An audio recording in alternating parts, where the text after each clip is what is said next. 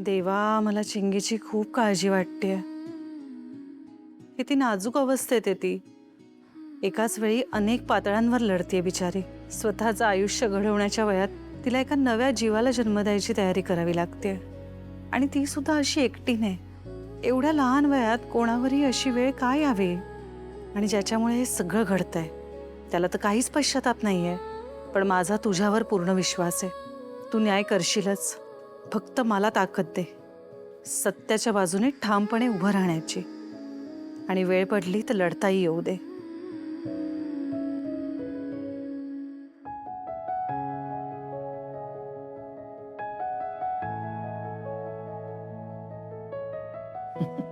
आज बराच वेळ पूजा चालली होती वाटतं. हो, देवासमोर उभं राहिलं की शांत वाटतं. म्हणून आज थोडा जास्त वेळ घेतला. एक सांगू म्हणजे मला माहिती आहे चिंगीला न्याय मिळायला हवा असं तुला वाटतं, पण तिने अंशुशी लग्न करावं असं तुला का नाही वाटत ग?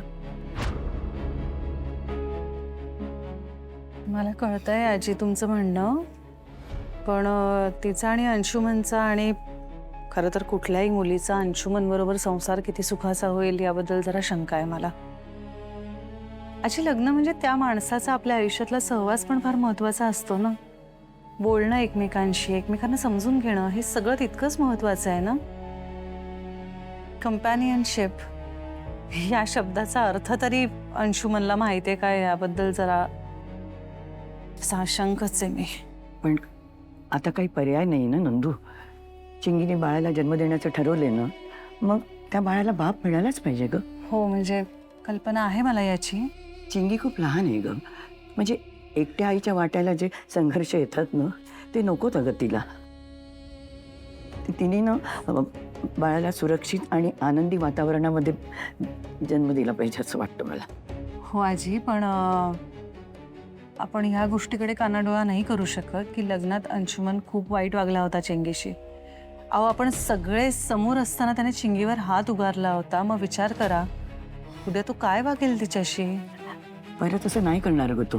म्हणजे आपण ना त्याला करूच नाही द्यायचं. चांगली समज देऊया त्याला आपण. आणि हे लग्न ना फक्त ती औपचारिकता म्हणून करायचंय ग. बाळाला आई आणि बाबा दोघंही मिळालं पाहिजेत ना. शेवटी आपण कुटुंबाचं नाव पण जपलं पाहिजे ना. हो, हे खरं आहे. आपण ना अंशूवर बारीक नजर ठेवूया. त्याला भीती घालूया आपण की लग्नानंतर त्याने चिंगीला त्रास नाही दिला पाहिजे अजिबात. चिंगीची अख्खी जबाबदारी मी घेईन आजी. तिला काही होऊ देणार नाही मी. तिच्या केसालाही धक्का लागू देणार नाही. म्हणजे आपण सगळेच बघू ग याकडे. तिला आपण काही कमी पडू द्यायचं नाही.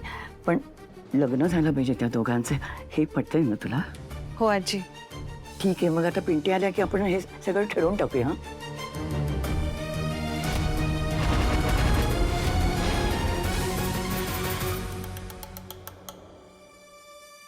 अंशू, काय चाललंय तुझं? ते काय नाही चाललेलं मॉम. घरात काय सुरू आहे? हा, तुझं भविष्य अधांतरी लटकतंय आणि तुझं काय चाललंय? बिलीव्ह इट और नॉट मॉम, सगळ्यात जास्त टेन्शन मला आहे. माझं भविष्य आहे ना. हो ना, मग जरा हातपाय हलव, थोडे प्रयत्न कर. हं? अरे, ती चिंगी आणि तिच्या बाळापासून कशी सुटका करून घेता येईल ह्याचा जरा विचार कर. करतोय मी मॉम. तू सुद्धा विचार करतोयस? हा, कृती कोण करणार? कृती पण कर. एक काम कर, आत्ताच्या आत्ता उठ उठ, जा त्या चिंगीला ढोस देऊन ये. जा. नको. अरे नको, काय नको, जा आणि बोल तिच्याशी. तुझ्या पद्धतीने बोल. पाहिजे तर समजाव, लाडी गोडी लाव, नाही तर धमकी दे, पण बोल काहीतरी तिच्याशी. वाटेल ते कर अंशू, पण तिने बाळाला जन्म देता कामा नये. तिचं मन नाही बदलणार आता मॉम. माझं काही ऐकायच्या पलीकडे गेलीये ती मॉम.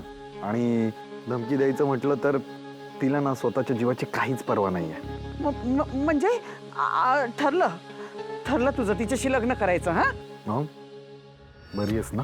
अरे मग असा निर्धास्तपणे का लोळतोयस? अंशू, हे बघ, मला तुझ्या शांतपणाची ना आता भीती वाटायला लागली.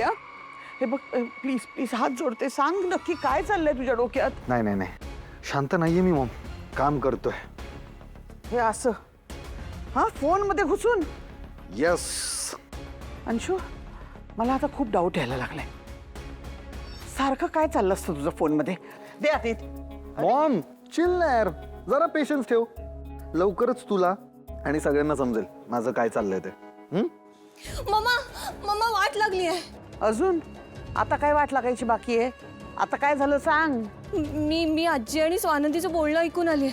ते दादा आला ना की ऐशू आणि चिंगीचं लग्न लावून देणार आहेत आणि त्या तयारीला पण लागतायत आता.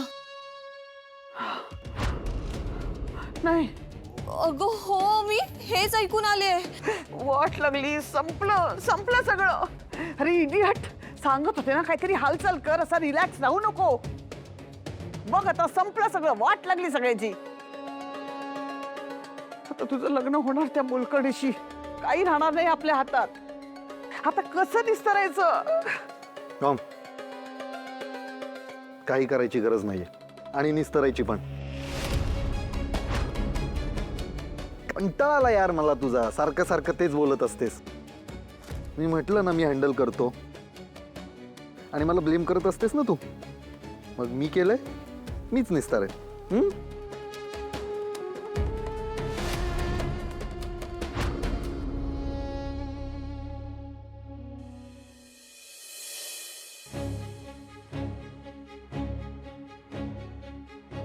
चिंगी,